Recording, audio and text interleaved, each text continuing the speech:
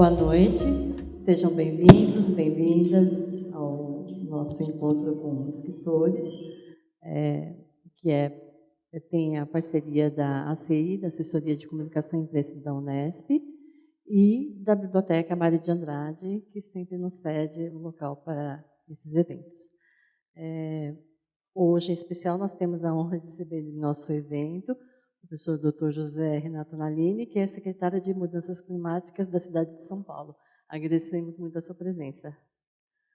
Então, hoje nós temos o Manuel da Costa Pinto, que vai ser o mediador, é jornalista e crítico literário, é mestre em Teoria Literária e Literatura Comparada pela USP, apresentador do programa Entre Linhas da TV Cultura e curador pelo Brasil do Prêmio Oceanos.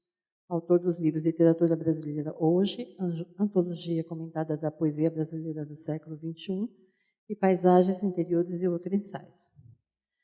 A série Encontro com Escritores recebe agora a nossa querida e renomada historiadora Mary Del Priore para discutir como o envelhecimento foi vivido e representado no Brasil do século XVI ao XX.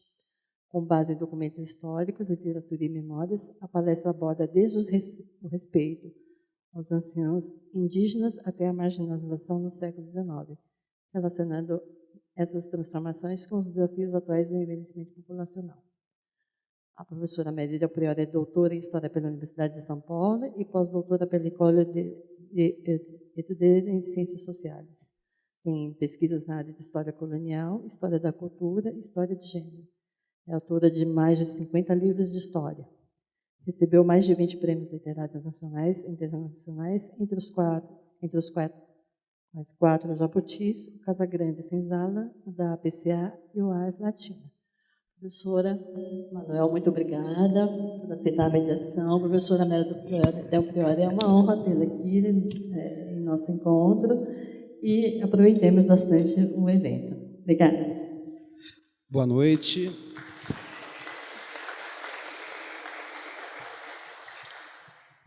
Obrigado, Daula, obrigado pela apresentação. Prazer estar com você aqui, Mary. Muito obrigado pela presença de todos, obrigado à editora da Unesp e à Biblioteca Mário de Andrade para o lançamento aqui do livro Uma História da Velhice no Brasil, da editora Vestígio, da Mary Del Priore.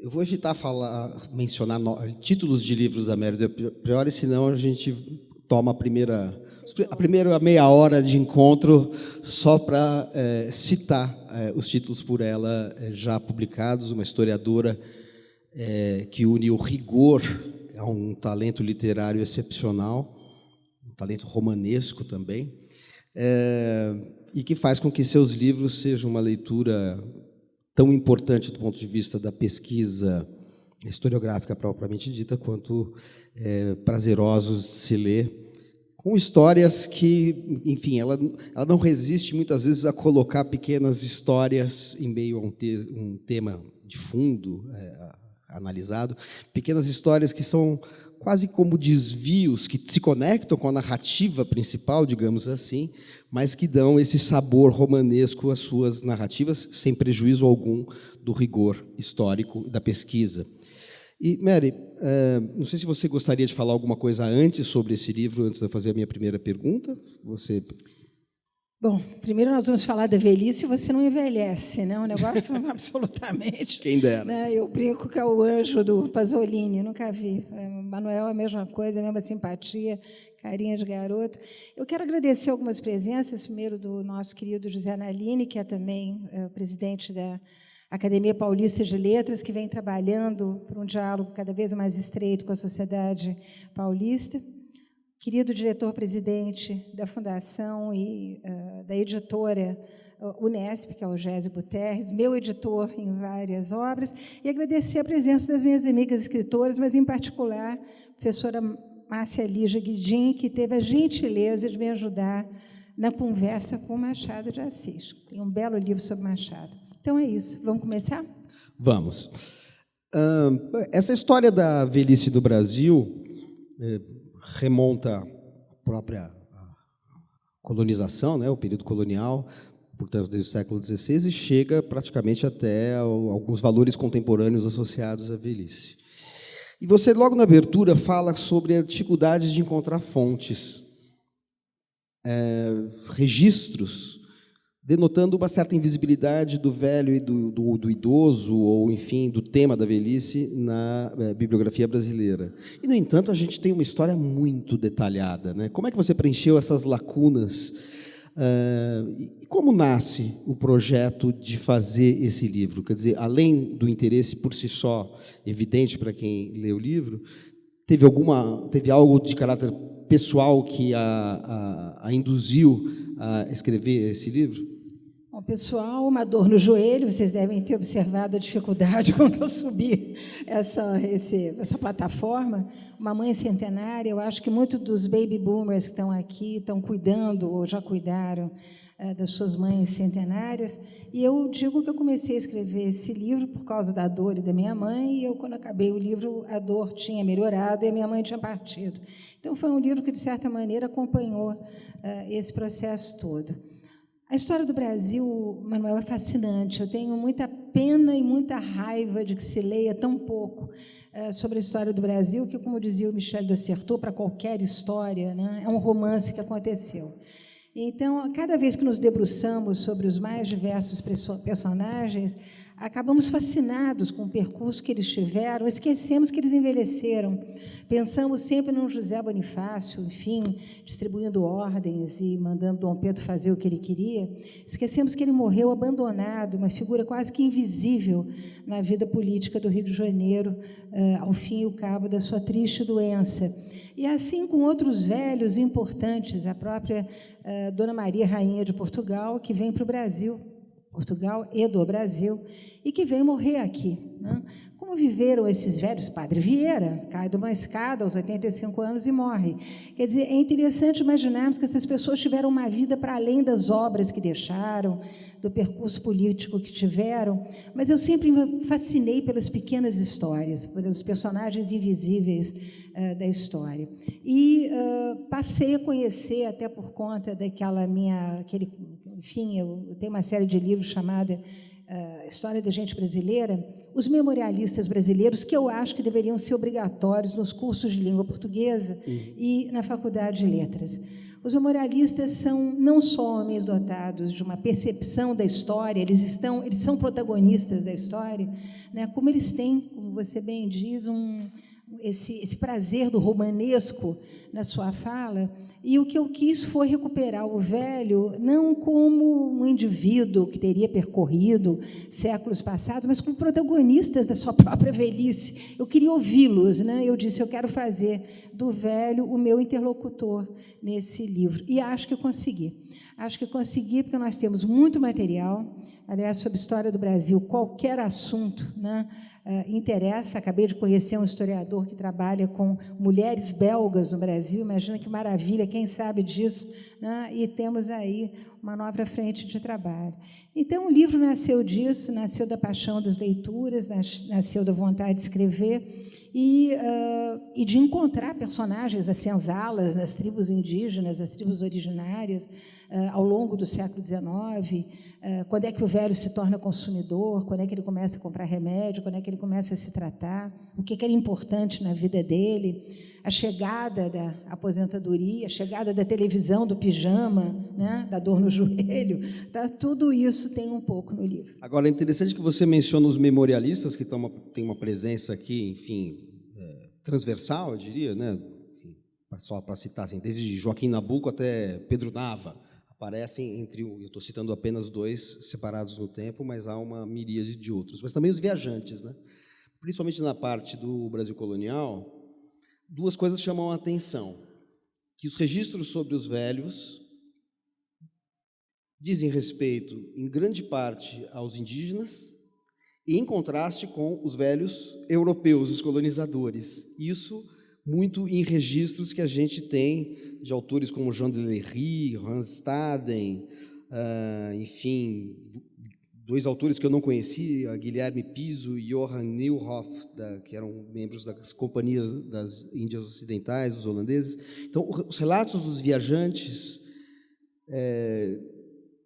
têm um papel muito forte, e aí já começam a responder como é que você foi preencher essa aparente lacuna, porque o seu livro mostra isso, né, que a partir de uma visão de uma impressão, uma percepção de que há pouco registro sobre um tema específico, como a visão e a condição do idoso ao longo da história do Brasil, você vai pesquisar, e essa pesquisa é muito minuciosa para achar todos esses registros.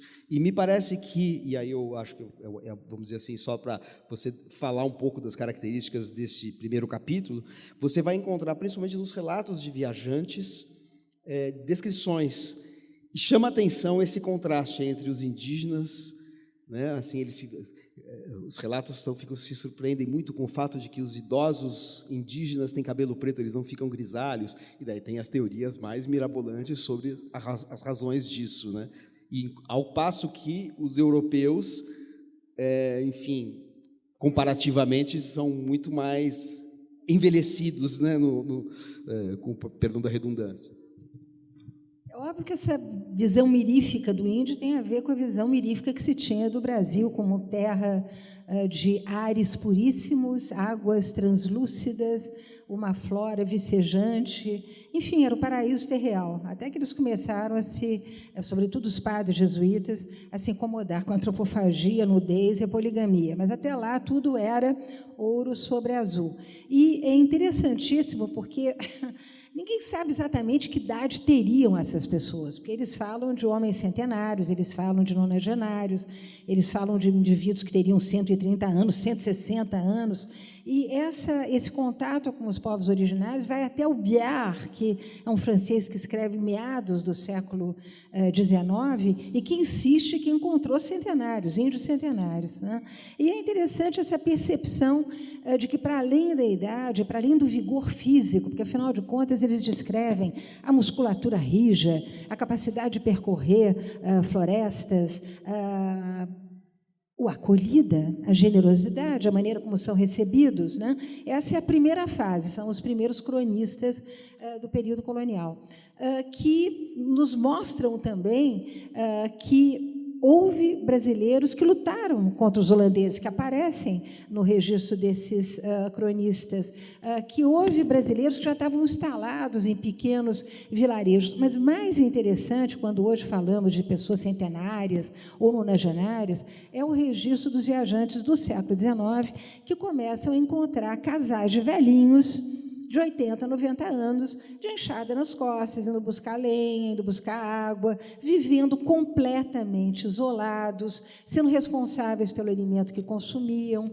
mas com uma rede de sociabilidade que hoje estamos, obviamente, abrindo mão de ter, porque havia uma vizinhança, porque havia uma festa na igreja, porque havia em algum dado momento uma procissão, porque havia um dado momento que construiu uma cerca, porque havia um dado momento que repartiu uma caça abundante. Então, é muito bacana, primeiro, essa questão de como eles são acolhidos sempre, né? O velho é bom, o velho é generoso, o velho tem portas abertas, né? Nem todos talvez o fossem, não se sabe exatamente que idade tem. Eu lembro que até as primeiras listas nominativas, ou seja, os primeiros dados demográficos colhidos no Brasil, aqui em São Paulo, no final do 18, quando perguntados, isso, aliás, é uma resposta que eu vou adotar, as pessoas respondiam assim, mais ou menos 70 anos, mais ou menos 50 anos. Então, ninguém sabia exatamente que idade tinha, não tinha folhinha, não tinha relógio, não tinha nada que marcasse a passagem do tempo, senão,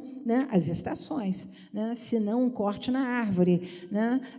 Dizem os antropólogos que os escravizados saberiam da sua idade exata, e nós vamos encontrar, aliás, centenários dentro das senzalas, mas isso já é trabalho de demógrafo, historiador, para o século XIX, porque eles marcariam o tempo a partir da sua chegada no Brasil. Então, a contagem do tempo, que hoje é tão importante, essa coisa das faixas etárias, quantos anos você tem? Ah, você é septuagenário, octogenário, nonagenário. Naquela época não havia.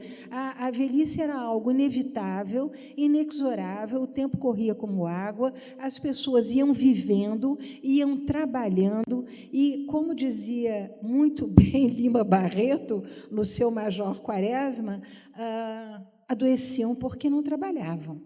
quando se trabalha, não se adoece, né? Então, essa permanente presença do trabalho físico, que é uma coisa que nós abandonamos. Nós passamos o dia sentados, escrevendo, estudando, ou na frente da tela, mas o trabalho físico, isso dava esse vigor que era percebido pelos viajantes, tanto da primeira quanto da segunda leva que passaram por aqui. Agora, é uma constante no seu livro que é examinar os registros que são mais abundantes, apesar dos exemplos que você deu não sejam mais em relação ao que eu vou falar, mas são mais abundantes em relação às elites. Claro que no caso dos indígenas, não, porque são viajantes ou portugueses que falavam sobre os povos originários. Mas, na maior parte do livro, você fala, os registros que, quando existem, são da parte das elites, por razões não muito difíceis de compreender.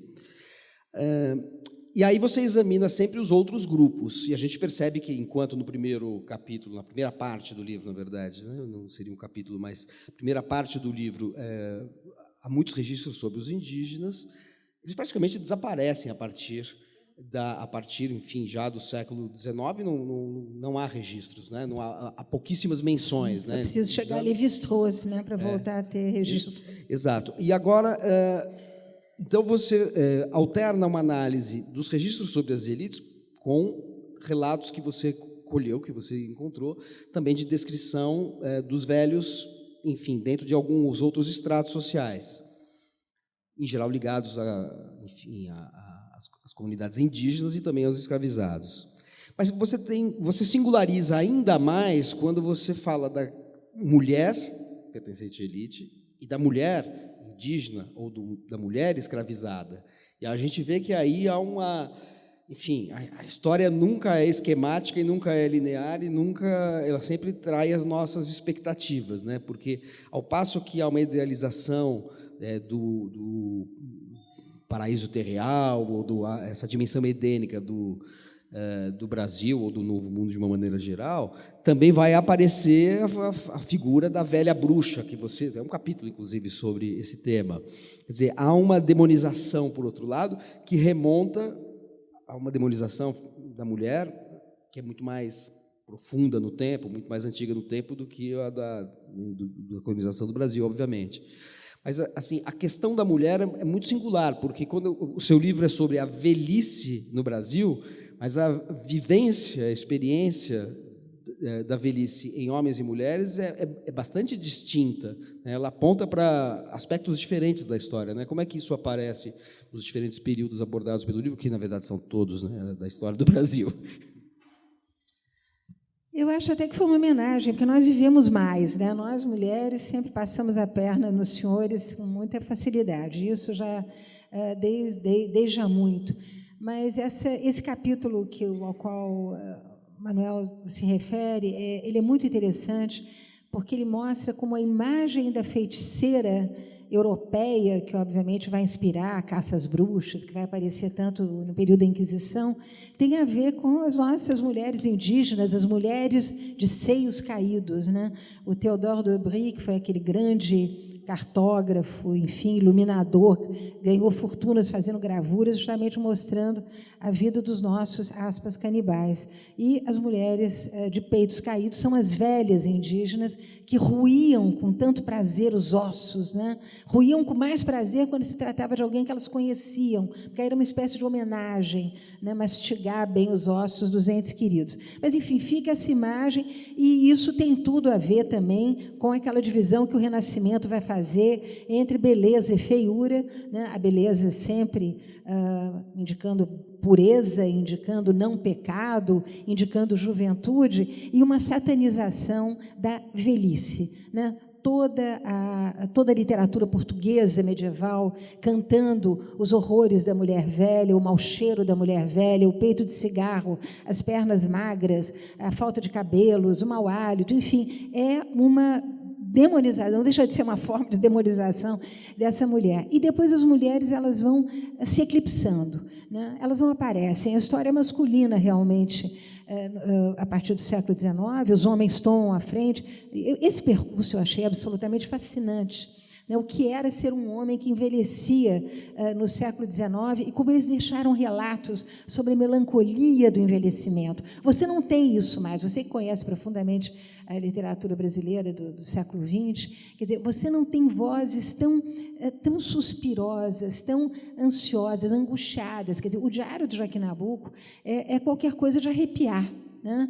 Não só pela maneira cuidadosa com que ele elenca todas as suas doenças, da dor de cabeça, as nevralgias, a surdez, a dor nos olhos, o mergulho que ele vai fazer no catolicismo no momento em que ele se aproxima da morte, mas a melancolia de ver passar o tempo. Ele diz, eu vivo entre mortos, eu vivo entre mortos-vivos, eu detesto olhar as minhas fotos de juventude, porque elas me deprimem, né?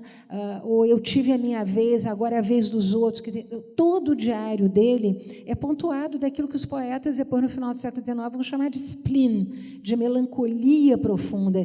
E isso muda radicalmente no século XX, quando os homens começam a receber aposentadoria e começam passa-se desse espécie de outono do patriarca, que é muito bonito esse momento, em que todos os homens choram o abandono dessa verticalidade nas relações patriarcais, o senhor, meu avô, passa a ser o vovozinho, quer dizer, tudo muda no século XX, até chegarmos nesse, aspas, jovem velho, ou velho jovem, dos dias de hoje. Então, eu acho que, para quem gosta de literatura, entender o que fosse, ouvir essas pessoas falarem dessa perda, né? Dessa crescente vulnerabilidade, dessa crescente fragilidade, das dores físicas. É interessante, se você me permite, Manuel falou muito, né? Mas aquela parte em que eu digo que a correspondência sobre as doenças era uma forma de comunicação dos velhos. Todo mundo escrevia o tempo inteiro sobre o que estava sentindo e o que acontecia no seu entorno. Fulano está no magrém, quer dizer, emagreceu muito, está doente. Magrinho, naquela época, significava doente. O fulano tem um problema, não se levanta mais, não está andando. Tem um trecho da Condessa de Barral que eu acho absolutamente adorável para Dom Pedro II, ele se queixando sempre de diabetes, do calo no pé, de que ele não enxergava mais nada, quer dizer, tudo isso. E ela diz que ela está com frieira naqueles pezinhos de antanho, que ele costumava massagear os pezinhos da Condessa de Barral. Então, é interessante que falar de doença, que é uma coisa que nós adquirimos um pudor enorme, né? E isso a partir dos anos 50, a Cecília Meirelles, quando fica doente, que foi uma mulher muito bonita, ela perde aquele vigor, aquela energia, ela não sai de casa, se afasta de todo mundo, e o século XX criou um pudor da doença, né? Os nossos doentes vão para a UTI, a gente nem sabe o que eles têm, né? Vem alguém ali e diz, olha, a lista é essa, o prazo de validade é X, né? O ticket está acabando, e é um pouco isso que acontece com os nossos velhos hoje. Então, esse pudor, quando é que ele nasce? Quando é que as pessoas param de falar dos seus males, né? Essas questões, eu não afirmo nada. É um livro onde eu não quero dar lições. Eu acho que está cheio de influencers aí, dando recados de como é que a gente deve envelhecer, deve pular corda, deve pegar surf, deve botar dentes de titânio, deve tomar Viagra. Eu sou contra tudo isso, mas também não quis dar lição nenhuma. Eu acho que os nossos velhos antepassados nos dão mensagens maravilhosas, né? E essa do pudor, eu acho que é uma mensagem interessantíssima. Perfeito. Você falou de uma série de pontos que eu gostaria de aprofundar aqui ao longo dessa sua fala, que foi bastante abrangente, porque quando você menciona, por exemplo, a figura do patriarca, que tem sua contrapartida de gênero na matriarca, que também pode ser a matrona, você mostra os dois lados, né? A matriarca como uma figura elevada e a matrona como uma figura, enfim, como uma expressão pejorativa. Quando você fala dessa transformação, você também está falando de uma transformação da própria economia e da história brasileira, né? Da transferência, de alguma maneira, também do centro nevrálgico da economia e do poder do Brasil, do Nordeste para o Sudeste, isso corresponde a um processo paulatino de urbanização que já havia começado com pequenas vilas, onde, só para fazer um flashback, onde, vamos dizer, essa nova forma de vida que contrastava com a dos indígenas, tornava a velhice muito mais associada à morte do que entre os indígenas, né? Porque, enfim, a insalubridade, as doenças, a vida, mesmo nas pequenas vilas e cidades brasileiras antes do século XIX, são cidades insalubres, e daí transformam a conotação de ser velho, associam mais diretamente, algo que está sempre associado à velhice, que é a proximidade da morte, mas associam mais diretamente a essa, enfim, a essa decadência física, essa proximidade do fim. Mas essa mutação da figura do velho, ela é muito oscilante, né? Porque entre os africanos, por exemplo, né, e os escravizados, o velho é um depositário da tradição, ele tem um lado sapiencial, ao passo que também já dentro do sistema econômico dominado pelo elemento europeu, o chefe da família, mesmo quando envelhece, ele se transforma no patriarca.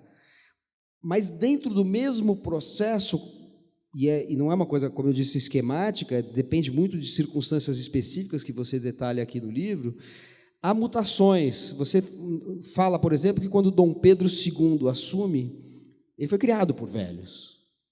O tutor dele era o Zé Bonifácio, que era uma figura de excelência, né, que faz parte de um momento em que ter cabelos brancos assim é um signo de autoridade, de excelência, mas o Dom Pedro, ao mesmo tempo, quer varrer do seu entorno os velhos. Então, há uma série de transformações. Como você disse, você é uma historiadora, de fato, dessa vida do cotidiano, da transformação do imaginário. Como é que o imaginário do velho vai se transformar? Quais são os pontos, digamos assim, cruciais, os pontos marcantes dessa transformação do imaginário sobre a velhice? Interessante esse momento ao qual você se refere, porque é um momento em que, você bem lembrou, Dom Pedro I, por ser uma figura insolente, mal preparada, se cerca de velhos, ele precisa ser orientado, ele confia naqueles velhos, e Dom Pedro II, tudo que queria era varrer os velhos da sua vida. Acabou ele se tornando um velho, porque ele já era um velho menino, né? Ele, aos 40 anos, quando a Elizabeth Agassiz passa pelo Brasil, ela diz, bom, eu vi um menino de 40 anos, eu vi esse homem de 40 anos que me pareceu tão velho. Ele envelhece precocemente. Por quê? Isso é um fenômeno muito interessante. Os jovens queriam ficar velhos. A velhice era sinal de poder. A velhice era sinal de dominação. Então, o que nós temos é que Dom Pedro II vai começar a se cercar de jovens que rapidamente vão deixar as barbas crescerem, que rapidamente vão deixar os cabelos embranquecerem, que rapidamente vão se vestir de preto, vão usar monóculo, vão usar óculos, vão usar todos os símbolos da velhice, inclusive a bengala importada da Índia ou da Ásia, que era signo máximo de poder, com a qual podia se bater no filho, na filha, na mulher e nos cativos, né? Então, há uma espécie de amadurecimento, de aceleração da história para todos esses políticos. E nós acabamos realmente com o imperador aos 40 anos, já precocemente envelhecido.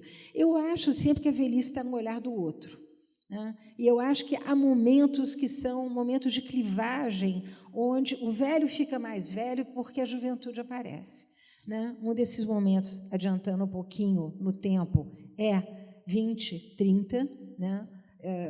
A semana de 22 deixa nos seus narradores, Mário e Oswald, uma série de imprecações contra a velhice, que é o Rio de Janeiro, que é a capital, que é o velho império, quando eles são os moços, eles são os jovens. Essa palavra mocidade aparece em toda parte, o claxon é mais forte do que o fonfon, quer dizer, tudo remete à velocidade, tudo remete à juventude, tudo remete a frescor, né? né, um momento em que as mulheres começam a abandonar, elas também, esse aspecto sisudo de matrona ou de matriarca, abandonar, inclusive, o poder que essas mulheres tinham, porque isso é uma coisa que eu faço questão de dizer, né, faz-se sempre da história da coitadinha, da vitiminha da mulher no século XIX. Não, eram mulheres que tinham um poder enorme, mandavam na família, morriam os maridos muito cedo, elas se tornavam senhoras de engenho, elas se tornavam fazendeiras, elas se tornavam grandes comerciantes.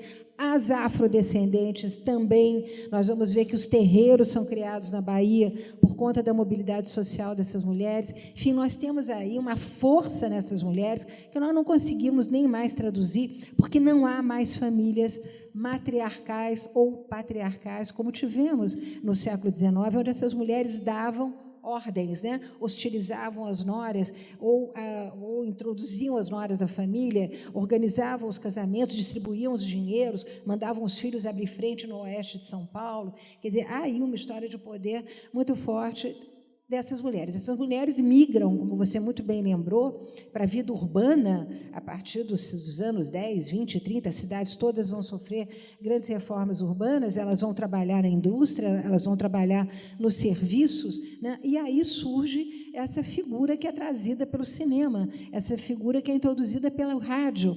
É o imaginário da juventude que vem junto, a reboque da Semana de 22, vem aquilo tudo junto. Eu lembro sempre da Patrícia Galvão, da nossa Pagu, com a franjinha, a saia curta, vivendo com um homem muito mais velho, né, fugindo com um homem, marido da sua melhor amiga, que a vestia, aliás, com as suas roupas. A coitada Tarsila só tomou chifre o tempo todo, a vida toda. Mas, enfim, são essas figuras jovens que vão surgindo e que vão nos fazendo olhar com mais pena no velho, porque o velho, no final do século XIX para o início do XX, ele é o velho doente. É quando surge a geriatria, né? Na pena de um austro-americano, Dr. Natchez, que vai descrever a velhice como uma doença. É quem cunha a expressão, que fala do discurso sobre a senescência? Passa-se da senescência para a geriatria. E aí o velho é doente, ele é um coitadinho. Você fala que há uma mutação na virada do século XIX para o XX de uma velhice honrada para uma velhice infantilizada. E isso tem a ver com esse processo todo que você descreve. Mas você começa falando justamente sobre aliás, no final do livro você também fala disso, de uma reversão disso que é extremamente contemporânea. Que o velho infantilizado, o velho frágil, que, enfim, não tem, é tutelado pelos outros, passa a ser um velho ativo, que vai à academia, faz Cooper, sei lá, corre, vai à academia, faz ginástica, é incentivado, e aí surgem aquelas expressões, e você menciona dois escritores, dois cronistas que ironizam muito isso. Um é o João Baldo Ribeiro, o outro é o Rui Castro. O Castro numa crônica e o João Baldo também numa crônica, mas é mais romancista do que cronista, né? O Rui Castro é eminentemente um cronista e biógrafo. Os dois ironizando, na condição de velhos, de pessoas da terceira idade, ironizando essas coisas assim, felicidade, melhor idade, essas coisas assim. Fala assim, isso enfim, é uma coisa cosmética, né? E quando que se dá essa reversão contemporânea? Porque você menciona justamente a velhice honrada no século XIX, a velhice infantilizada no século XX, você descreve todo o processo, que vai desde do modernismo, né, vamos dizer assim, até o movimento hippie, né, os anos 60, 70, toda a contracultura é o culto do jovem, mas atualmente a gente tem uma reversão novamente disso, né? Sempre volto a dizê-lo, eu acho que o olhar do jovem define muito quem é velho.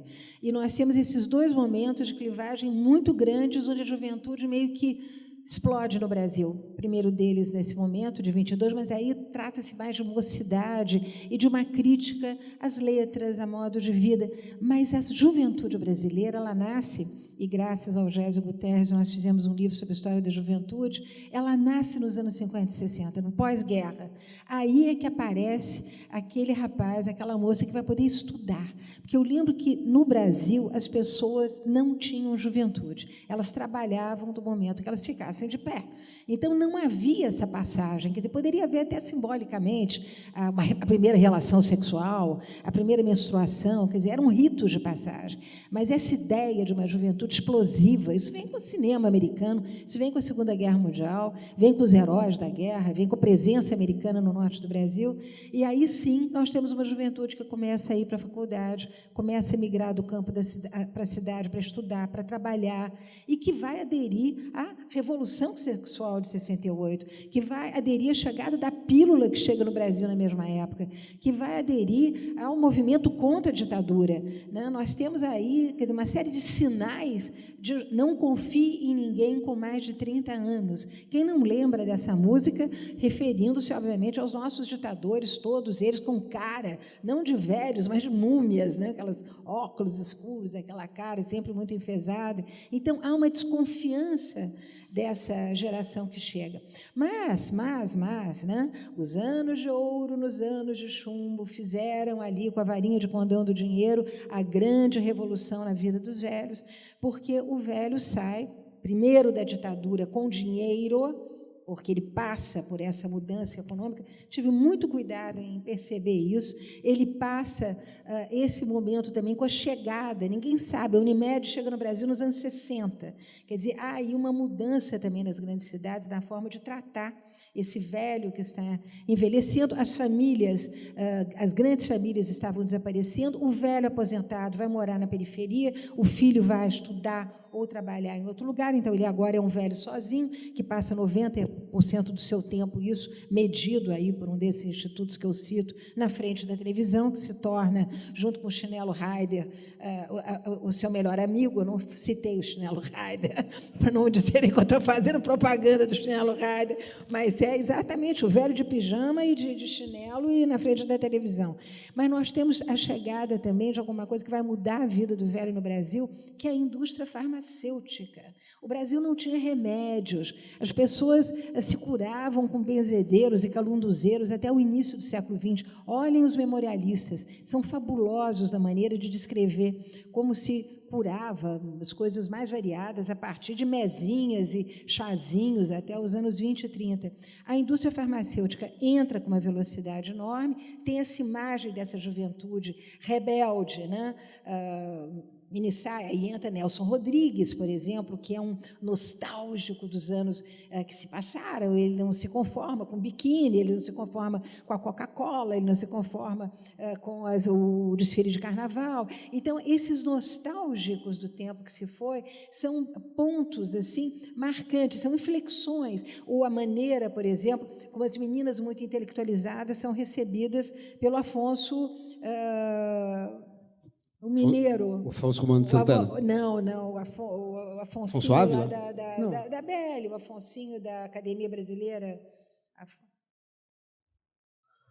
Afonso Arinos. O Afonso Arinos. É que você menciona, é que o Afonso Romano de Santana você menciona também. O Afonso Romano também. Mas a suspeição do Afonso Arinos, quando ele vê aquelas meninas falando de psicanálise, de metralhadorinha, ele tem uma... Quer dizer, você vê ali a reação de uma geração diante daquela geração que se forjou nos anos 70 e 80, né? Que nasce ali dessas revoluções todas. E depois a adesão gradativa disso que nós vemos hoje, que é esse velho que, como diz o nosso queridíssimo José Pastore, lá da BL, né, são velhos que preferem viver a doença para se afastar da morte, mas têm, obviamente, uma vida muito mais precária do que a dos nossos velhinhos do passado. E tem também um elemento que é o fato de que essa mesma geração que fez a Revolução Sexual nos anos 60, agora está na terceira idade. E aí você coloca uma questão, logo no finalzinho do livro,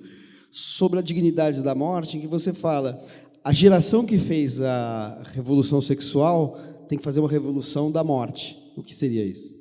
Seria isso que nós estamos discutindo. Eu estou aqui com o nosso vice-presidente da Academia Paulista.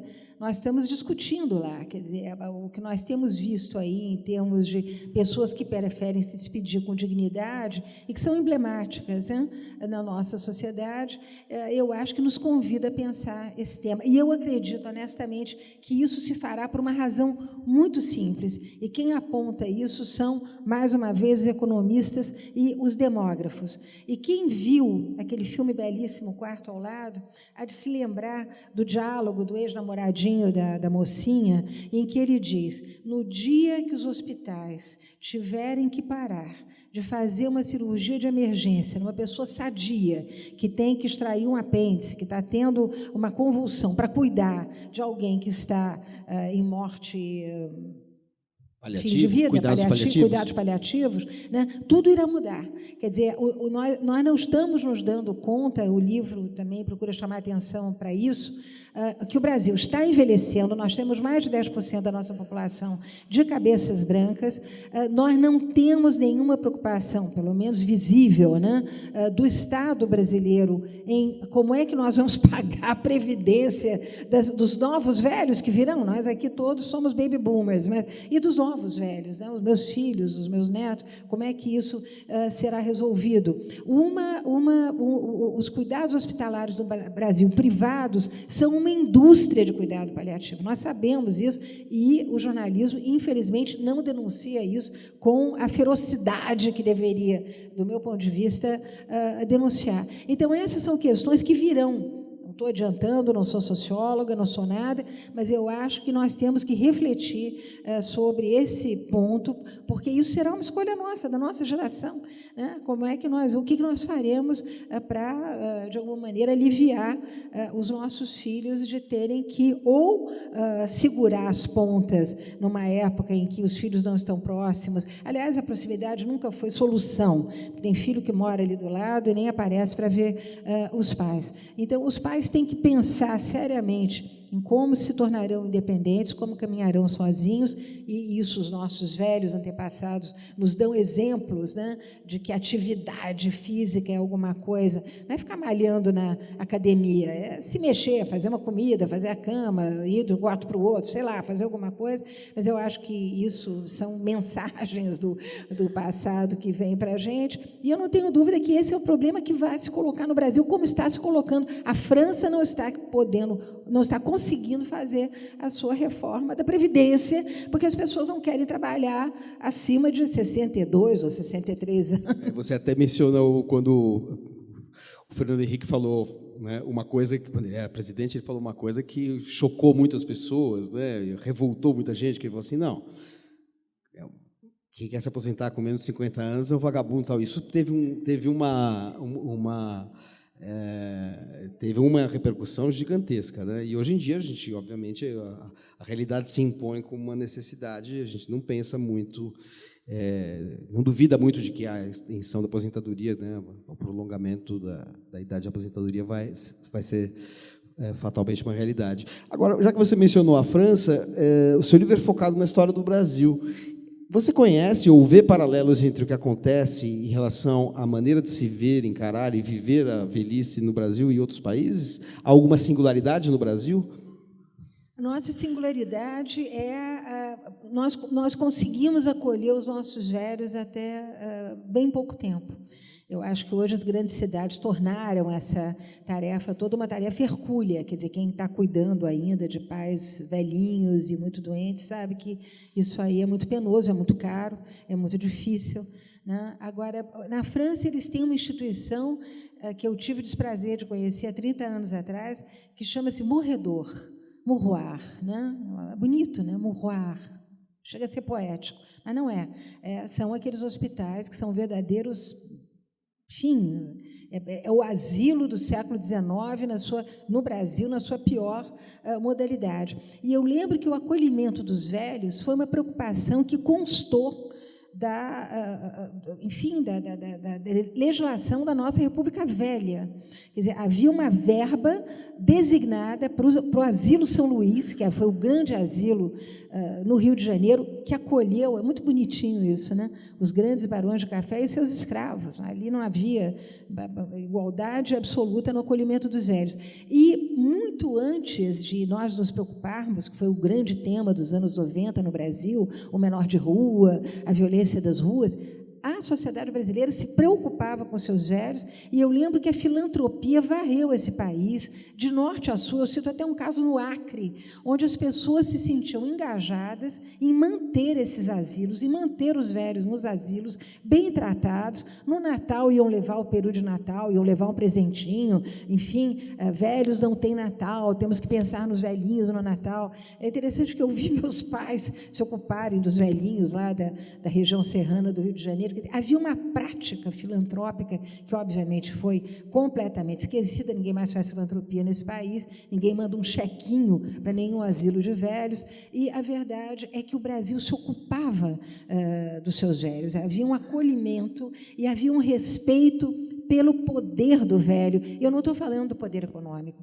porque o que a gente vê nas senzalas é o poder da sabedoria do simbólico, velho. Né? Simbólico. Eu trabalhei muito. Eu acho que as pessoas pararam de falar francês, infelizmente, no Brasil e na universidade, sobretudo. Lutei muito para que a USP mantivesse o exame de francês, que foi para as cucuias há muito tempo atrás, mas a verdade é que são os antropólogos franceses que melhor analisaram a questão da velhice nas várias Áfricas, mas, sobretudo, na África subsaariana, que é aquela que nos interessa, de onde vieram os nossos velhos. E eu lembro que o velho é o mediador com o além, é ele que conversa com os ancestrais. E uma velha que teve muitos filhos, ela permitiu a encarnação dos seus ancestrais nos seus filhos. É lindo tudo isso, né? E é isso que permite a Umbanda incorporar o Pai João e a Mãe Maria até hoje, porque são os velhos que têm os saberes e que passarão, então, as tradições e as histórias. O papel dos velhos dentro das senzalas também no ensinamento dos seus netos, na valorização da relação com os netos, que é uma coisa que no Brasil só vai acontecer, digamos, as classes médias. Eu digo sempre que o Brasil é mestiço. Esse negócio de Brasil preto e branco, para mim, não existe. Desde o censo de 1872, nós sabemos que nós somos um povo pardo. Mas o afeto só é permitido ao patriarca a partir do século XX. Né? A filha do Joaquim Nabuco, que é genial, essa mulher me deu milhares de pistas, uma mulher extraordinariamente inteligente, ela conta um negócio muito interessante. Ela diz que os homens não podiam rir. Então, o velho não ria para o neto, ele não sorria para o neto, ele não pegava o neto no colo. Isso era absolutamente proibido.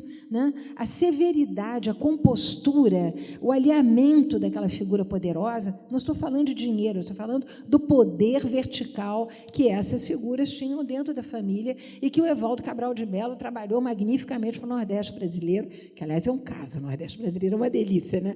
Enfim, o poder desses patriarcas, que durou até 1920, 30, sobretudo no sertão nordestino, né? Os grandes gigantes do interior. Me lembro sempre do grande escritor brasileiro, foi exilado, como é o nome dele?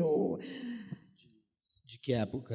Foi exilado por Getúlio, né? Ilha Grande, Angústia, Graciliano Ramos. Graciliano Ramos, que era um estirrico. Ele foi preso, não foi exilado, ele não chegou. Velho, aos 40 anos, fumava tanto, um estirrico, magrinho, angustiado o tempo inteiro, e ele conta com pesar que o avô dele era capaz de matar uma novilha, esquartejar, sangrar e tirar a pele. Você lembra? O avô dele é aquele gigante do sertão nordestino. E eu trouxe figuras fantásticas, emblemáticas desse sertão. A força dessa gente. Me lembro daquele gigante de Mochotó.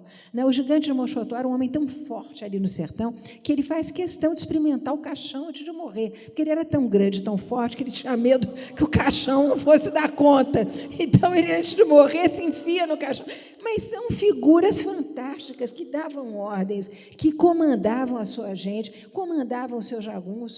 Lembra aquele outro que manda os jagunços levarem os desafetos mortos para serem enterrados no cemitério mais próximo? Olha, são histórias. O que eu me diverti com esse livro, não sei se você deu risada, mas o livro tem umas passagens que são realmente deliciosas. E tem coisas que a gente não imagina, né? Já que você falou da parte, enfim, que tem histórias pitorescas assim, a figura dos Petrônios na revista Fonfon, quer dizer, você foi buscar em alguma coisa muito localizada, algo do espírito do tempo, ali, de uma década específica, começo do século XX, a Fonfon foi superada, quer dizer, superada não, a Fonfon era a revista moderna, carioca, depois surgiu a Claxon, em São Paulo, né? Teve uma certa contraposição entre as duas, um pouco dentro dessa ideia, são as duas buzinas, né? Claxon e Fonfon, obviamente, são as duas buzinas, mas uma é carioca e a outra é paulista. E os paulistas, você nota bem isso, pegaram o ariete da juventude, da renovação, né, estigmatizando os adversários ao associá-los justamente a alguma coisa de caquética, etc. Bom, mas, enfim, tem umas coisas que a gente descobre aqui. Quem são os Petrônios? Só para eles não ficarem com curiosidade. São figuras, é uma figura da crônica, né? Assim, o Petrônio é o velho inútil, né? Vamos dizer assim. Que vive da velha rica.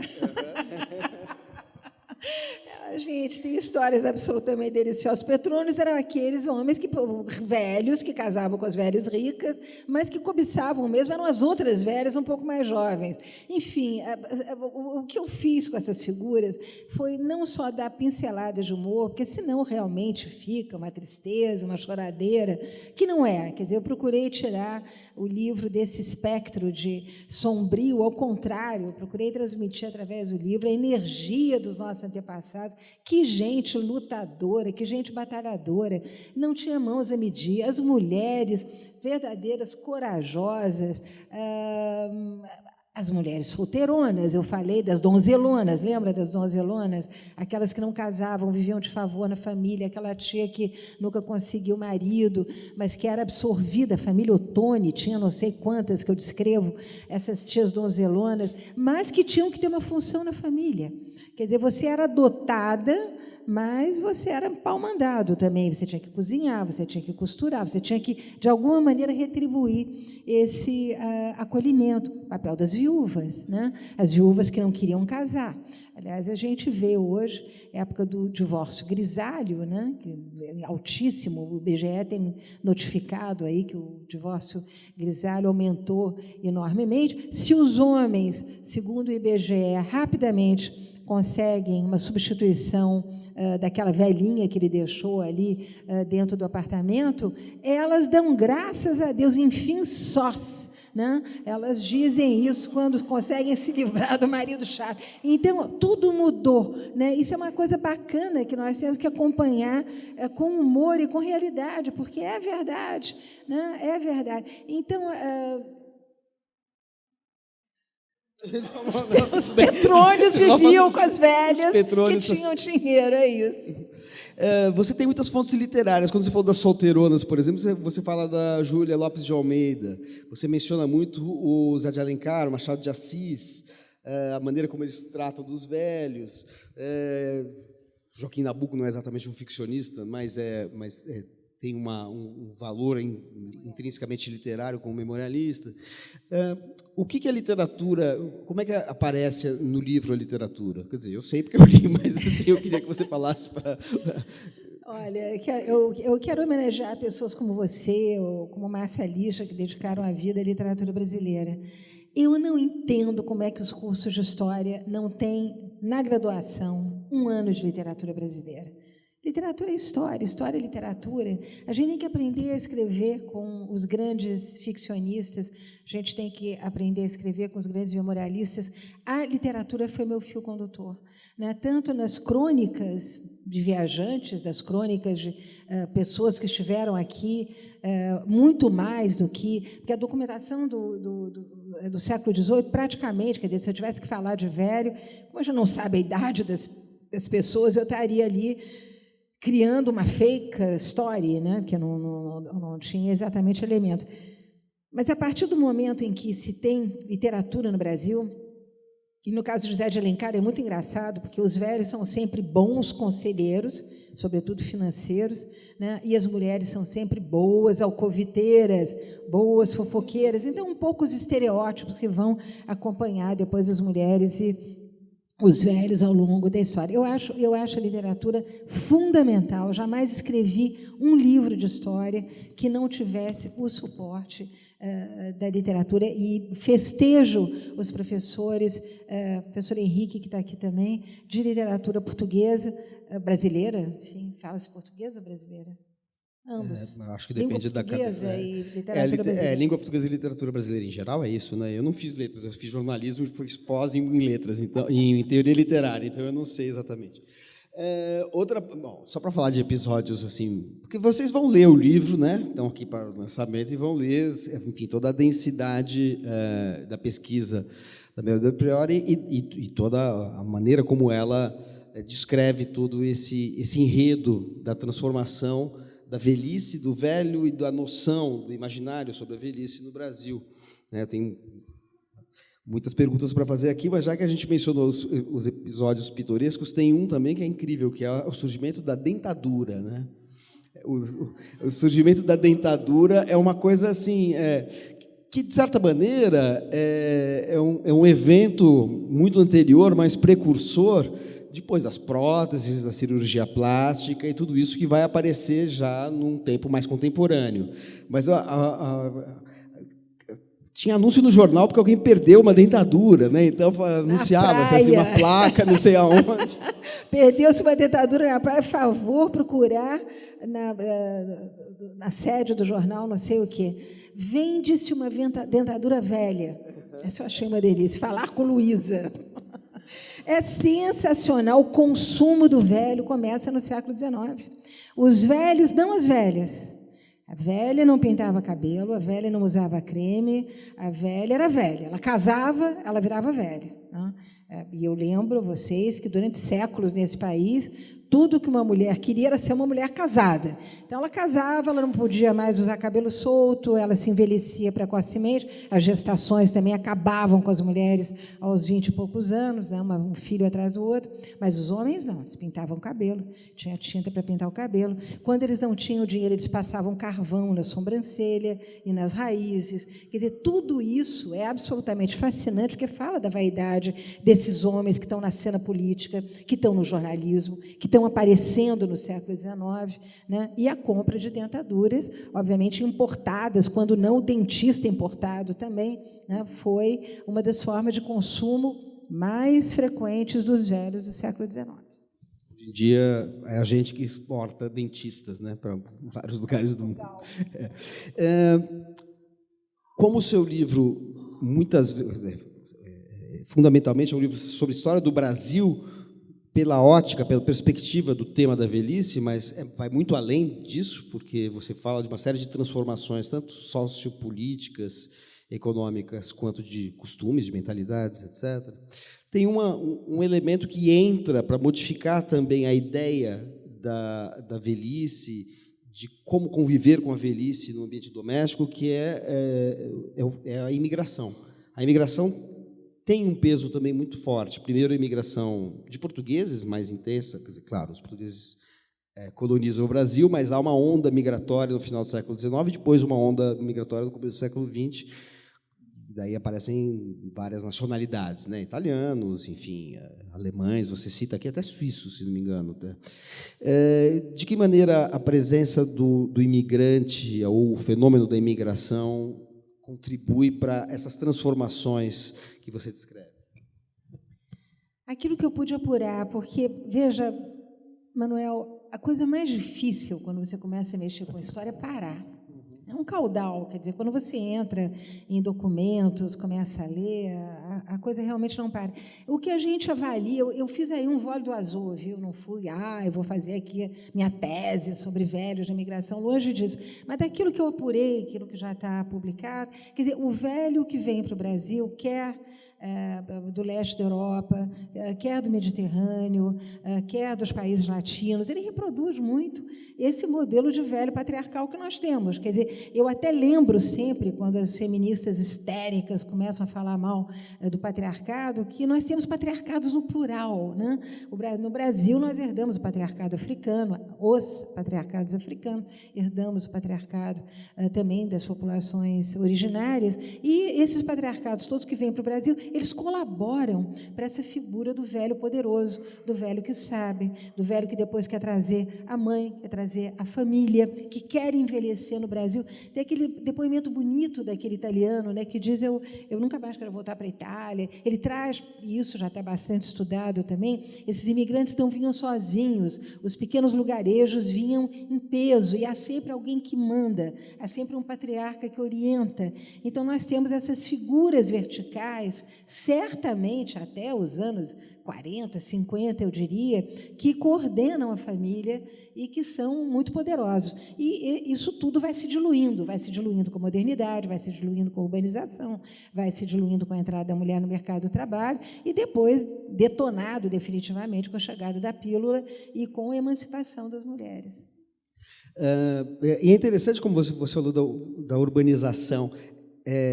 O livro realmente ele não deixa nada a perder, porque quando você está indo por um caminho para falar sobre a questão da figura do velho que surge no começo do século XX, que é o aposentado, por exemplo, e aí há uma questão socioeconômica central, mas você não deixa de falar sobre como o processo de urbanização e verticalização das cidades, que ainda é incipiente nesse momento, mas vai se tornar cada vez mais intenso, vai fazer com que os espaços de sociabilização do velho, os cafés em que se ficava lá jogando dominó e falando da vida, ou falando de literatura, eventualmente, dependendo do estrato social, esses espaços vão acabando e surge a figura do velho que está largado no subúrbio, porque ele também é expulso dos centros, digamos assim, porque o centro expulsa todos os seus moradores ou seleciona muito, né? Tem esse processo aí que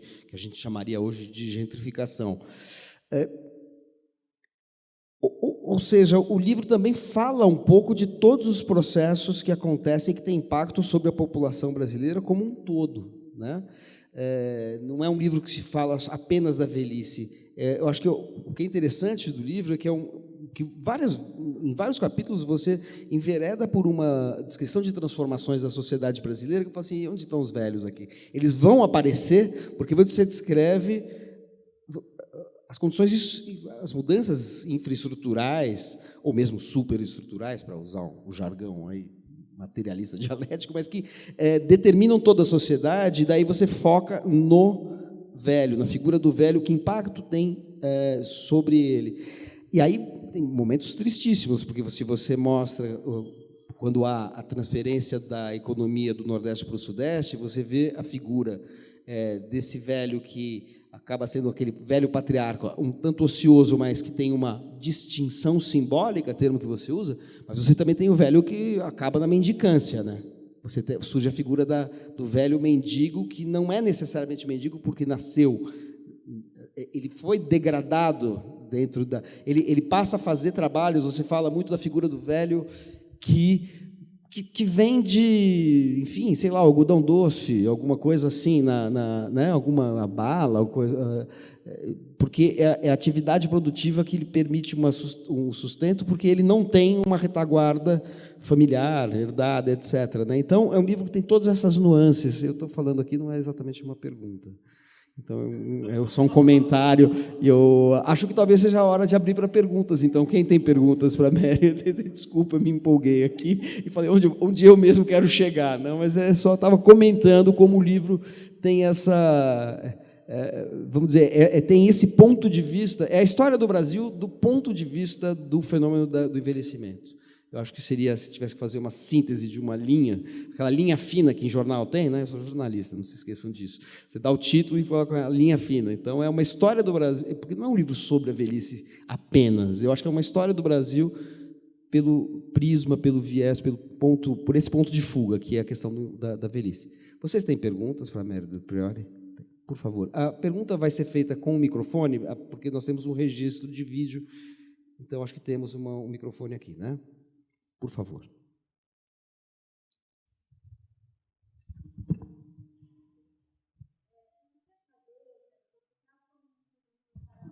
Eu acho que o microfone não está, é só porque dá para ouvir perfeitamente daqui, mas é por causa da gravação.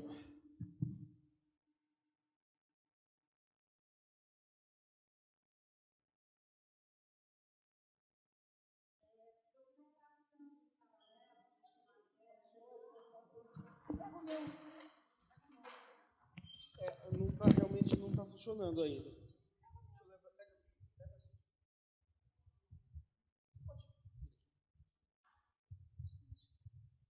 Depois a gente, enquanto isso, a gente resolve. Você vai contando a história, né, da velhice mesmo ao longo, né, das eras. Hoje em dia a gente fala, quando estuda economia prateada, né, o impacto do envelhecimento populacional, principalmente do ponto de vista do consumidor, a gente fala em velhices, né, que 60 a mais é diferente de 70 a mais, 100 mais diferente das anteriores, né? O que é essa nova velhice, né? A gente tem já a geração milênio chegando aos 40, passando dos 40, né? O que essas novas velhices, esses novos prateados poderiam aprender com os desafios até que eles vão enfrentar, né? Como ressignificar o que é morte, o que é saúde, com essa antiga velhice? Eu acho que eu falo isso até no final do livro. Eu acho que nós vivemos uma sociedade dolorista, né? A minha crítica. Todo mundo é vítima de alguma coisa. Ai, tomei um pisão no metrô, na hora que eu entrei, eu sou vítima. Há uma indústria, inclusive, em torno da questão de acidentes, que promove novas pensões e que vai esvaziar o nosso, enfim, a capacidade de ajudarmos as pessoas que mais para frente terão necessidade de fazê-lo. O que é bonito na velhice, e sobretudo nos depoimentos que eu transcrevo, porque eu quis fazer uma história da velhice contada pelos velhos, né? E através dessa literatura que o Manuel tão gentilmente captou. Eu acho que o que essa velhice transmite, primeiro, é um pudor muito grande. Os velhos tinham pudor, né? Tinham uma espécie de dignidade interna. Né? Não havia queixas. Né? Aliás, a filha do Joaquim Nabuco, ela diz isso com todas as letras. Quer dizer, se você quer envelhecer bem, não se queixe. Não tenha ressentimentos, é linda a fala dela sobre a velhice para as mulheres, né?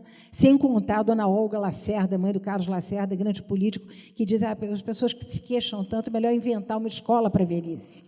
Interessante como essas pessoas reagiam, e eram pessoas idosas quando diziam isso. Né? Então, eu acho que a mensagem é essa. Eu acho que, ao invés de ficarmos aí querendo parecer que somos eternamente jovens, ou que seremos, de alguma maneira, graças a toda a sorte de... Enfim, então, aí o pessoal do Vale do Silício inventando câmaras para não morrer, e compostos vitamínicos que nos façam, enfim, vampirizar os dias, os anos. Mas a verdade é que eu acho que há essa lição de pudor, de dignidade, que essas pessoas nos dão, elas falam disso, elas acreditam nisso, elas acreditam que envelhecer é um processo que tem que ser encarado com serenidade. Né? Nós somos aquilo que fomos, apenas diferentes, cada vez mais diferentes. Mas, como dizia o Major Quaresma, do Lima Barreto, adoece quem não trabalha. Por favor, só para a gente controlar aqui, quem quer fazer perguntas? Temos ali, aqui e aqui, é isso? Que é uma reflexão, embora eu já ouvi falar a média, que todo mundo almejava, são os 80 anos.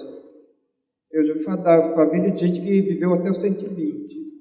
Mas uma reportagem que teve uma vez, um livro que eu li sobre a gripe espanhola. Ele estava lá, aí na Moca, não sei que bairro, estava lá uma velhinha de 40 anos que morreu na noite passada. Quer dizer, daí, quando começa a velhice? Muito interessante a sua pergunta. Me permite falar rapidamente, não quero prender vocês, mas eu lembro que nos anos 30, você era velho aos 30 anos, isso está no jornal. As pessoas envelheciam com 30 anos.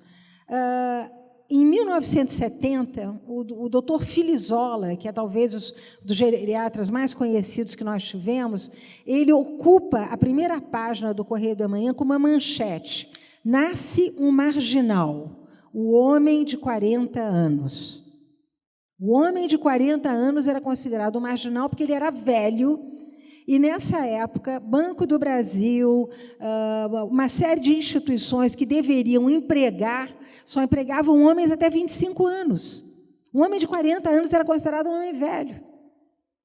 E aí, os anos 70 não estão tão longe para muitos de nós aqui nessa sala hoje.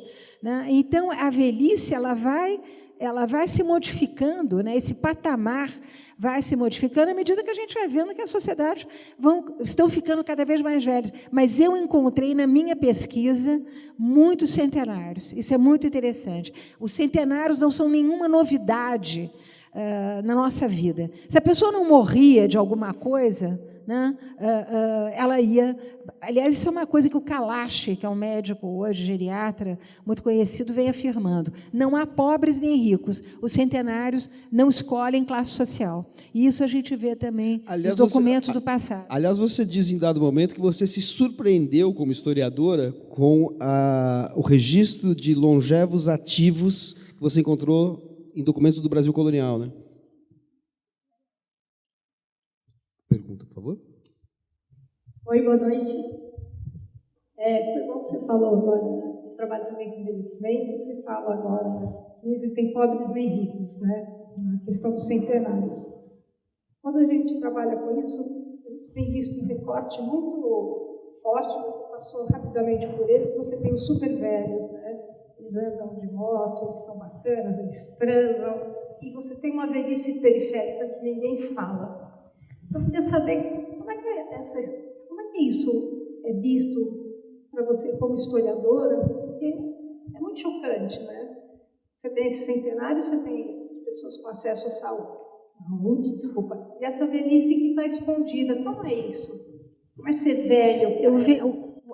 Primeiro quero saudar vocês duas, Silvia, você tem um podcast incrível sobre melhor idade. Como é que é, Silvia? Minha idade não me define. E a gente não dá regrinhas. Silvia Loeb faz isso há muitos anos e com muita graça e com muita elegância e muita inteligência. Então, é bom vocês saberem. O Brasil é um país que tem um corpo de classe, mas isso eu digo há anos. Ao rico tudo, ao pobre nada. Então, o rico ele pode pagar o melhor médico, o melhor aparelho dentário, a melhor injeção de longevidade tomada na Suíça, e os pobres brasileiros continuam sofrendo muito. Já percebemos, no início do século, que a aposentadoria não cobria o gasto do pobre. Então, eles começam a ter 2 empregos, como tem hoje. Quando tem uns que aposentam, vão fazer Uber, as mulheres vão cozinhar. Quer dizer, é um corpo de classe esse que nós temos no Brasil. Isso resume o que eu tenho a dizer. Quem tem dinheiro como disse alguém, uma historiadora que eu até cito, é ancião. Quem é pobre é velho.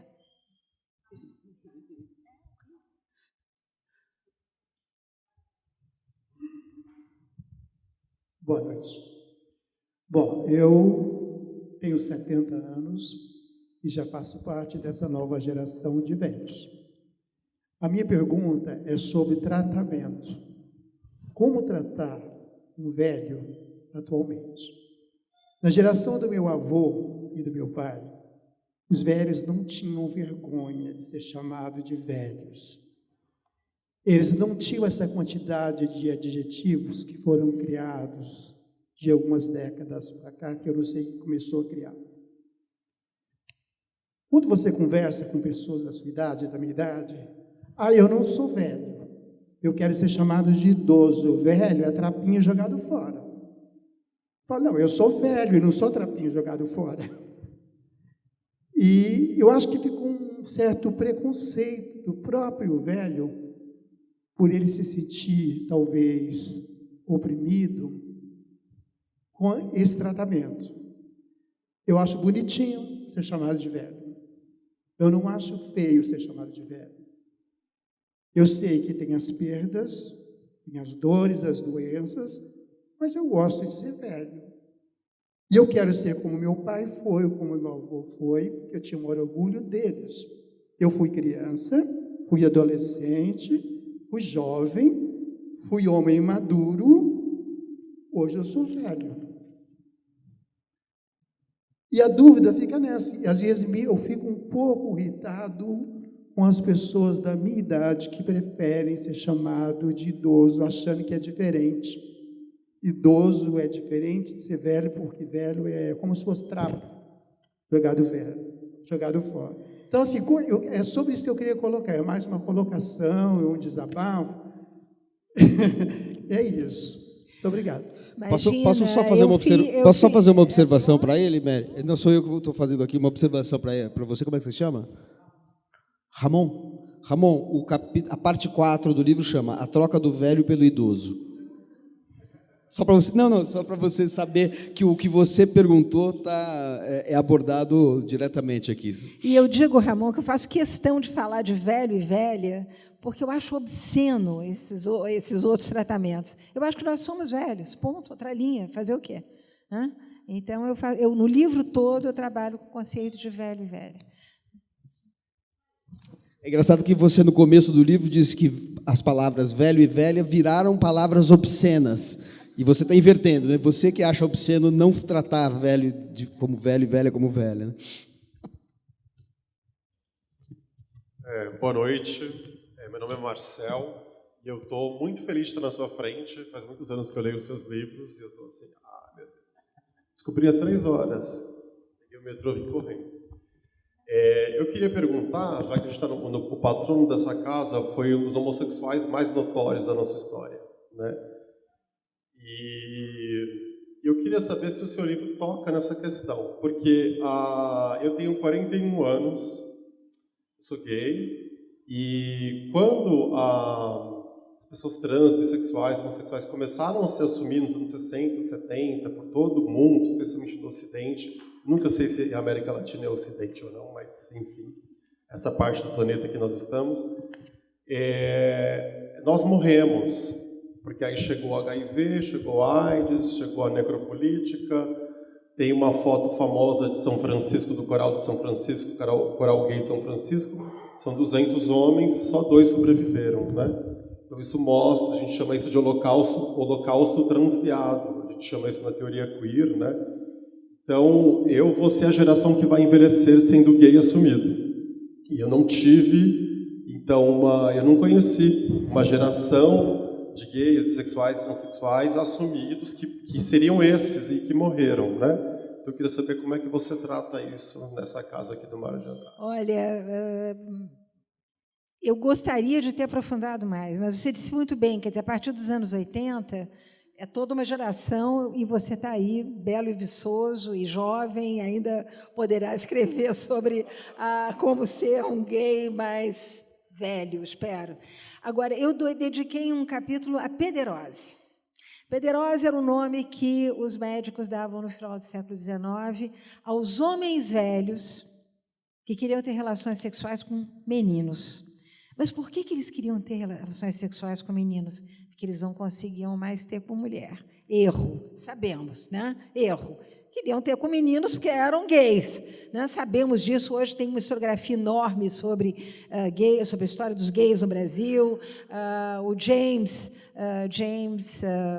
Green, que é meu amigo, veio para o Brasil a primeira vez, tem publicado pela Unesp 2 livros maravilhosos. Eu tratei disso também no Histórias Íntimas, mas a pederose eu trato nesse livro, e você vê ali que era tão difícil para a medicina aceitar, né, que havia algo possível entre homens, que a interpretação que eles dão é que os homens não conseguiam mais ter ereção com mulheres, né, que as mulheres desejavam algo mais, então eles procuravam as crianças. Eu trato disso, sim. Aliás, eu acho que isso é no capítulo que você fala sobre os velhos da República Velha, né? E que você descreve justamente esse processo da transformação do velho patriarca no aposentado, aquele que não é produtivo, e daí entra, né? É o inativo, né? Que se contrapõe ao produtivo, que já começa a surgir, então, esse culto da produtividade. E daí, nesse mesmo capítulo, você fala tanto da precarização, desse trabalho precário, que é o aposentado que não tem aposentadoria, porque você acabou de falar, respondendo a uma outra pergunta, que há uma diferença muito grande no Brasil entre estratos sociais e econômicos, né? O aposentado rico ou tem aposentadoria ou tem patrimônio, mas o aposentado comum, ele, enfim, vive uma vida precária e trabalha exerce uma profissão precária. E aí também começam a aparecer transtornos associados mais intensamente à velhice, como, por exemplo, alcoolismo, excesso alimentar, em diferentes classes, né? Porque assim, o suicídio, o alcoolismo, tudo isso, né? E a questão dos bordéis que surgem, né? Assim, você falando da pederose, mas também tem o fenômeno dos bordéis frequentados pelos velhos, né? O Estado não tratava dos sifilíticos, né? Havia um desprezo por esse homem que acabava se contaminar nos bordéis. Mas isso me fez lembrar agora, nesse momento, Manuel, que o que definia a velhice para homens e mulheres, naquela época como até hoje, eram duas coisas: impotência e menopausa. Era isso que definia a velhice. Quer dizer, quando as pessoas não sabiam muito bem que idade tinha, era a questão da impotência que definia se o indivíduo estava entrando na velhice, e a mulher na menopausa que virava homem imediatamente.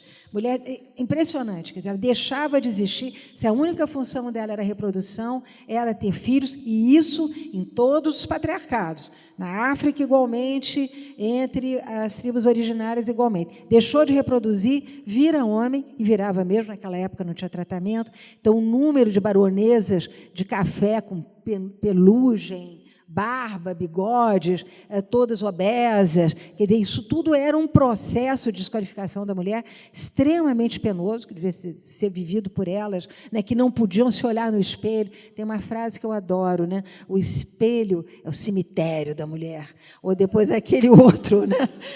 Não se olhe no espelho, porque os sulcos são cavados pelas garras do tempo. Quer dizer, isso tudo que aparece nos jornais nessa época acabava com a mulher, quer dizer, a autoestima da mulher. Eu acho que a conquista da autoestima da mulher brasileira é uma coisa bastante recente. Então, mas é interessante como a questão da impotência é um marco, e a busca, né, de toda sorte de remédios para combater a impotência desde o período colonial, remédios que vinham, inclusive, da Ásia, do Oriente. Aprendia-se com a expressão estar sentado em brasas, porque botava-se sebo de bode, né, nas partes genitais masculinas, e sentava-se num caco em cima de umas brasas. Então, estar sentado em brasas, porque imaginava-se que, dessa forma, o esperma ia ser aquecido e as pessoas, então, conseguiriam. E a famosa visita do...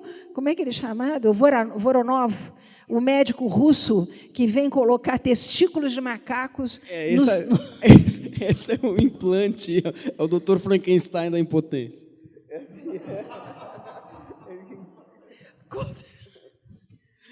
Tinha até marchinha para o Voronov. Tem uma marchinha de carnaval, assim, que está mencionada, realizada, está citada no livro. Não com muito sucesso. No Rio de Janeiro, chamou muito a atenção o senhor que era criador de galinhas e que tinha 9 filhos e que se presta a ser cobaia do Voronov. Voronov arranja um macaco lá da Mata da Tijuca, lá da nossa floresta da Tijuca, um macaco. Volta para a mata sem as bolas, lógico, e o coitado do senhor volta para a sua criação de galinhas, nunca mais vai ter 9 filhos. Mas, enfim, são histórias muito engraçadas. Eu juro que eu me diverti escrevendo esse livro. Não é um livro mal-humorado sobre a velhice. Boa noite. Eu gostaria de fazer uma pergunta. Você fala um pouco dos europeus e depois você faz esse contraponto com os velhos do sertão, os velhos do Nordeste. Eu sou filha de um senhor que viveu 100 anos. Ele faleceu tem 3 anos. Eu queria que você falasse um pouco desse contraponto da velhice no Nordeste, que é uma velhice mais conformada, uma velhice mais simples, para esse contraponto dos europeus, que, pelo que, não li o livro, mas pelo que você fala, não era tão conformada, e fazendo um contraponto para os dias de hoje. O que esses velhos do Nordeste, esses centenários, têm para nos ensinar? Porque o meu avô me ensinou muito. Eu acompanhei o processo de depressão dele, que foi um processo muito difícil, mas que ele não faleceu com a depressão, pelo contrário. Mas ele era uma pessoa muito simples e muito conformada com o estado dele. E hoje eu percebo que eu tenho uma inquietação, porque eu ainda não me conformo com algumas coisas, e isso eu sinto que está me envelhecendo. E outro, não fisicamente, mas emocionalmente falando. Olha, eu tenho um carinho muito grande pela literatura regional nordestina. Eu tenho mais do que carinho, verdadeira reverência. Eu digo que o meu santo não é São Jorge, é Gilberto Freire. Então, esses relatos sobre o Nordeste, eu tenho um capítulo muito carinhoso com esses velhos nordestinos, mas realmente carinhoso, porque eles eram extremamente longevos, extremamente atuantes. Eu lembro que a questão da virilidade masculina no Nordeste é um capítulo à parte, que não está aqui, né? Mas aquela coisa do eu tenho roxo, aquele homem que vai ter o Collor, eles têm um nome, inclusive, para as amásias, eles têm a matriz e a filial, quer dizer, há uma concepção, né, ligada à virilidade, que é muito específica do Nordeste. Há trabalhos, inclusive, tem um grande historiador que eu faço questão de citar, mas eu tive um carinho especial com o Nordeste, porque eu acho que é uma cultura maravilhosa, a maneira como eles se engajavam na política. Eu trato justamente desses, delegados de polícia que se tornavam políticos, eram importantes, a maneira como eles tratavam ali os seus... há uma corrente de solidariedade, essas pessoas se sentiam responsáveis pela sua vizinhança, pela sua comunidade. Quer dizer, isso também nós perdemos, né? Essa capacidade de nos sentirmos responsáveis por aqueles que estão à nossa volta. Talvez nem possamos mais, não tenhamos mais condições nem financeiras nem emocionais. Mas eu trato com muito carinho, eu tenho reverência pelo Nordeste, e eu fiz um capítulo muito entusiástico a respeito dos velhos nordestinos. Bom, pessoal, nós temos um horário limitado com a biblioteca, então nós temos mais 2 perguntas. Mas antes das perguntas, gente, antes que todo mundo debande, eu quero agradecer a essa voz, que é da dona Daura Nakotami, que foi a responsável por esse nosso encontro de hoje. Daura, muito obrigada. Imagina, é um prazer nosso, professor. Olá, meu nome é Fábio. Eu queria saber se é só uma percepção minha, mas a gente vai ter nessa sexta-feira um show aqui na Zona Oeste, aqui a 5 quilômetros aqui, do Gilberto Gil, que se colocou, eu sou um homem velho, né? É a última turnê dele, mais de 80, e coloca 50 mil pessoas para vê-lo, para ver o show dele. Isso aconteceu também com outras pessoas, outras referências que nós temos. O show do Caetano, o show da Maria Bethânia, Chico Buarque, enfim, são todas pessoas velhas.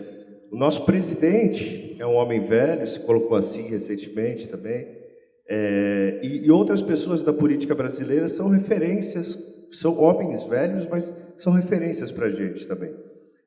E eu queria entender se é um fenômeno do Brasil contemporâneo, da sociedade contemporânea, porque os velhos do Brasil parecem ser insubstituíveis, assim, como referências em suas áreas. Fernanda Montenegro, outro exemplo, né, no cinema, enfim. Se é só... Porque... Como você analisa isso? Olha, o mundo está envelhecendo, né? Nós temos países na Europa onde não se fazem mais filhos, a Espanha, a Itália. Quer dizer, a pirâmide demográfica mundo está mudando, e talvez isso nos salve em termos climáticos, né? Porque o Jacques Cousteau dizia que o problema todo é a explosão demográfica. Quando ele veio ao Brasil para aquela reunião que foi o Collor que fez, aliás, eu lembro que o Collor se elegeu contra a velhice dos seus antecessores. É por isso que ele se elege. Senão, eu acho que ele não teria se elegido, não. Mas, então, eu acho que as figuras políticas no mundo são figuras velhas, quer dizer, se não velhas de ideias, velhas também na aparência. Eu não acho que isso seja um fenômeno brasileiro, não. Eu não... Estou me lembrando, por exemplo, também, eu acho até que eu menciono isso, há um momento em que as grandes lideranças do mundo, Mao Tse-tung era um velho, Churchill era um velho, os presidentes americanos eram velhos, o Biden era velho, né? Então, eu não vejo assim nenhuma peculiaridade. Agora, estejamos alertas, a pirâmide demográfica mundo está mudando. Nós vamos criar sociedades onde a questão da velhice vai se impor, né? Então, isso não tem discussão. Eu acho que é uma boa Você fala disso no capítulo em que você fala da ditadura, da idade dos presidentes militares, né? Você menciona o fato já... Na República Velha morreram 2 presidentes doentes, né? O Bernardes, que dá a aposentadoria para os brasileiros, ele tem Parkinson enquanto era presidente. Então, é uma história de velhos. O poder também está ligado aos velhos. Bom, mais uma pergunta aqui, uma lá na frente, e encerramos. Boa noite. Eu queria o seu olhar de historiadora sobre essa geração de baby boomers. Como você apontou, não confia em ninguém com mais de 30, mas que na sua juventude tinha os seus ídolos no clube dos 27. Os que morreram nos 27. Janis Joplin, Jimi Hendrix. Então, o que fez essa mudança nessa baby boomer para que ele hoje queira envelhecer com dignidade e escolha a longevidade bem vivida? Como é que isso se deu? Eu acho que colocando em cena o tema, né? O tema da velhice. Eu tenho um capítulo em que eu mostro que os velhos começam a aparecer na televisão. Eles começam a aparecer na propaganda, eles começam a aparecer graças às agências de propaganda dos anos 80 e 90, eles começam a figurar nas novelas, né? Sempre como protagonistas um pouco nas sombras. Hoje estão lá acenando em primeiro lugar, mas eu digo, eles fazem a sua introdução na vida do brasileiro, né? Eles vão aparecendo aos poucos. Eles vão praticando esportes. Eu dedico um capítulo a isso. Eu mostro que os velhos descobrem a praia nos anos 20, se atrevem a ir à praia, né? Justamente nos anos 20, vão muito vestidos e tudo, mas há uma mudança de costumes, de hábitos, de consumo. A gente pensa muito, às vezes, em economia, esquece como é fundamental a participação das várias faixas etárias na questão do consumo. Então, isso tudo vai dando ao velho, eu diria, uma fisionomia diferente. Mas um rápido à parte, eu concordo com você, nada igual à nossa juventude, né? Que músicas boas até hoje. Bom, vamos para a última pergunta. Primeiramente, eu gostaria de cumprimentá-la e agradecer pelo belíssimo momento que estamos tendo com a sua irmã, porque eu tenho alguns dele e acho fantástico o método, que eu não sei se é comum para o historiador, que a senhora tanto realça, que é buscar fontes nos memorialistas quanto na literatura. Acho isso fantástico. Principalmente, eu acho que está bem delineado os memorialistas no República, não é isso? E eu acho que agora também nós estamos fazendo essa memória, porque eu acho que o velho, aí é que está, eu tenho 56 anos, e sinto que a minha velhice é diferente da do meu pai. Eu costumo falar que eu ando de ônibus sentado, de ar-condicionado, não pago. Meu pai não teve essa oportunidade. Então, eu acho que o velho hoje está aqui, em todos os lugares. Não é porque o assunto é velhice, mas eu frequento bastante com minha senhora aqui, lugares que tem pessoas da nossa idade. Como é que a senhora vê? Eu sinto essa realidade. O que é que a senhora diz dessa realidade? Se tem que, acho que alguém já Só espero que os velhos aqui presentes escrevam memórias tão boas quanto aquelas que a gente tem para os anos 50, 60, 40, 30. Né? Porque o que se vê hoje, e aqui o nosso mestre Manuel pode me corrigir, é a maldita autoficção, né, que todo jovem resolve fazer, falando, enfim, da sua vida miserável, ele está sempre em sofrimento, ele é sempre vítima de alguma coisa. E esse tipo de memória, né, de autoficção, que nome dá? Você que é especialista, é uma autoficção, né? Eu acho que acaba empobrecendo muito a possibilidade que nós temos de ter material para fazer a nossa própria história. Eu digo sempre, os memorialistas do passado conjugavam na primeira pessoa do plural, porque eles falam deles, mas eles falam da sua comunidade. Hoje, o jovem escritor, trancafiado no seu apartamento, angustiado com o que está acontecendo, vítima de alguma coisa, né, ele fala do próprio umbigo, que é um saco. Então, eu só desejo, né, que algum velho inspirado aqui, o Manuel não é velho, não ficará nunca, escreva memórias na primeira pessoa do plural. Antes de encerrar, eu queria ler para vocês os 4 versos da marchinha em homenagem ao Voronov. Voronov é o médico russo que veio propor restaurar a juvenilidade em organismos senis através do transplante de testículos de macaco. E depois que um candidato proprietário de uma granja de frangos, pai de 11 filhos, foi operado no hospital da Tijuca pelo Voronov, o macaco doador teve que voltar para a floresta da Tijuca e o pai de família para sua granja sem nenhum resultado, o que gerou esta marchinha cujos versos são: Voronov vem aí, ai, prepara o saco para receber, ó Chico, enxerto de macaco. E aí ficava... Mas você viu a música dessa? Existe registro da música dessa marchinha? Provavelmente não, né? Ela foi reproduzida largamente nos jornais. Não sei por que eu estou rindo aqui. Muito obrigado. Você tem algum... Eu que agradeço a presença de todos. Muito obrigada, Manuel. Muito obrigada, professora. Poderíamos ficar aqui a noite inteira conversando sobre isso. Nós, infelizmente, temos um tempo aqui na biblioteca para a gente poder entregar o espaço. Então, agora, nós sairemos e nós teremos a sessão de autógrafos. Mas agradeço pelo tempo todo.